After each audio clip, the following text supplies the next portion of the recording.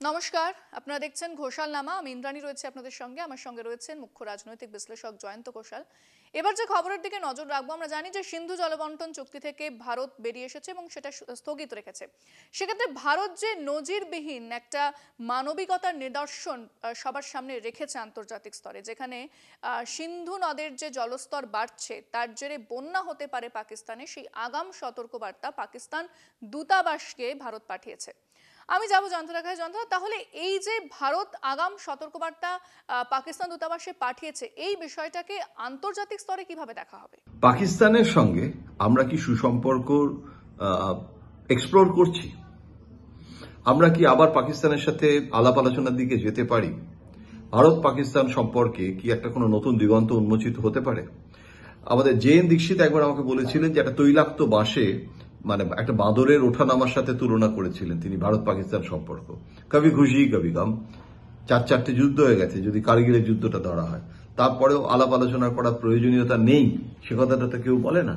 এখন মানে নরেন্দ্র মোদী তো 2014 সালে প্রধানমন্ত্রী হয়ে সার্কের সমস্ত রাষ্ট্রের প্রধানদেরকে শপথ গ্রহণ অনুষ্ঠানে ডেকে বসেছিলেন এবং তিনি সেটা করেছিলেন নওয়াজ শরীফের জন্য। পাকিস্তানের সাথে আলোচনা বসতে চেয়েছিলেন, সুযোগ দিয়েছিলেন, কিন্তু সেই সুযোগ পাকিস্তানই হেলায় হারিয়েছে। তার কারণ তারপর দেখা গেল যে হুরিয়াত নেতাদের নিয়ে পাকিস্তান একটা জট পাকানো রাজনীতি শুরু করে দিয়েছে এবং নরেন্দ্র মোদী ভারতকে চাপ দিচ্ছে। তারা মানে এই আমন্ত্রণটাকে দুর্বলতা বলে মনে করে এবং তখন পাকিস্তানের সাথে কি তারপরে কি কি ঘটনা ঘটেছে, বিদেশ সচিব পর্যায়ের মানে এটা বৈঠক এবং বিদেশ সচিব পর্যায়ের যে সম্পর্ক সব বাতিল হয়েছে। এখন তো দুটো দেশের মধ্যে কূটনৈতিক সম্পর্কই কার্যত নেই, হাই কমিশনারই নেই দুটো দেশে। কিন্তু আমার নিজের কেন জানি না মনে হয় যে এটা একটা এক্সট্রিম পজিশন। চীনের সঙ্গে আমরা আলাপ আলোচনা করছি, কিন্তু বর্ডারে ডিসপিউট কম নেই, চীন আমাদের আক্রমণও করেছে। সেনা 62 সালের যুদ্ধের পর যে সেনা সরানো হয়নি সে আজও সরানো হয়নি।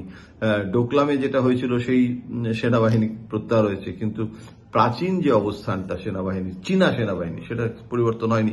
এটা সত্ত্বেও আমরা তো চীনের সাথে আলাপ আলোচনা করি, তাহলে পাকিস্তানের ক্ষেত্রে আমরা সেটা করি না কেন? না, পাকিস্তান প্রক্সি ওয়ার করে বলে, ছায়া যুদ্ধ করে এবং সারাক্ষণ ধরে তারা ভারত বিরোধী নাশকতামূলক কার্যকলাপের মধ্যে থাকে বলে। কিন্তু এখানে একটা জিনিস মনে রাখতে হবে, কূটনীতি কিন্তু শুধু একটা 1-to-1 ব্যাপার না, মানে শুধু ভারত পাকিস্তানের সম্পর্ক মানে ভারত পাকিস্তান নয়। এখানে এমন একটা দিনে এই যে সিন্ধুর জল বন্টন, সেটাতে আমরা রাজি হয়ে যাইনি এবং আমরা সেই জল দেব এমন কোনো আশ্বাসও দিইনি।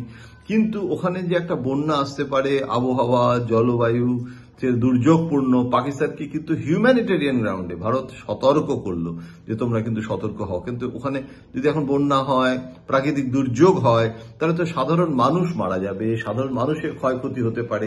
সেটা কিন্তু যে ভারত চায় না, এই হিউম্যানিটেরিয়ান গ্রাউন্ডের এই মেসেজটা কিন্তু আজকে কনভে করাটা খুব বড় জিনিস। কেননা এমন একটা দিনে করা হচ্ছে যখন বাংলাদেশে পাকিস্তানের বিদেশমন্ত্রী যাচ্ছেন বৈঠক করতে, বৈঠক হচ্ছে এবং বহুদিন পর, এবং বাংলাদেশ সেখানে 71 সালের যে পাকিস্তানের যে যুদ্ধ করা হয়েছিল, পাকিস্তান যে আক্রমণ করছিল, সেইটার ব্যাপারে যে পাকিস্তান যদি ক্ষমা প্রার্থনা করে তাহলে সেখানে আর কি সম্পর্ক আরো বেটার হতে পারে এবং সেই দাবিটা কিন্তু বাংলাদেশ পাকিস্তানের কাছে জানাচ্ছে। পাকিস্তান অবশ্য বলেনি যে তারা এই পলিটিক্স অফ অ্যাপোলজিতে যাবে কিনা। এটা কিন্তু আজকাল হয়ে থাকে। জালিয়ানওয়ালা বাগের জন্য ব্রিটেনের রানী তিনি এখানে ভারতে এসে কবেকার পুরনো কাসন্দি, তিনি কিন্তু অ্যাপোলজির কথা বললেন, রিগ্রেট করলেন। জাপানে হিরোশিমা নাগাসাকির পরে আমেরিকা রিগ্রেট করেছে, ভিয়েতনামের যুদ্ধের জন্য আমেরিকা রিগ্রেট করেছে। এটা গ্লোবালাইজেশনের পর থেকে আরো বেশি করে এই পলিটিক্স অফ অ্যাপোলজি বেড়েছে, কেননা ব্যবসা বাণিজ্য।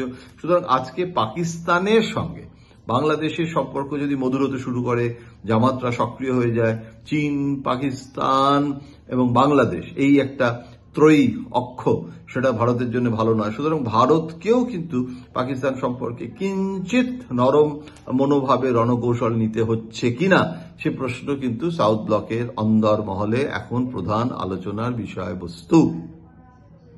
ইন্দ্রাণী, আমি অনেক ধন্যবাদ জানাবো জয়ন্তদাকে। আপনারা জয়ন্তদা বিশ্লেষণ শুনছিলেন এতক্ষণ। বেশ কিছু গুরুত্বপূর্ণ খবর নিয়ে আমরা আলোচনা করলাম এবং পরবর্তী গুরুত্বপূর্ণ খবর এবং আপডেট জানতে অবশ্যই নজর রাখতে হবে ঘোষালনামা, কলকাতা টিভি ডিজিটাল এবং কলকাতা টিভিতে রাত দিন 7 দিন।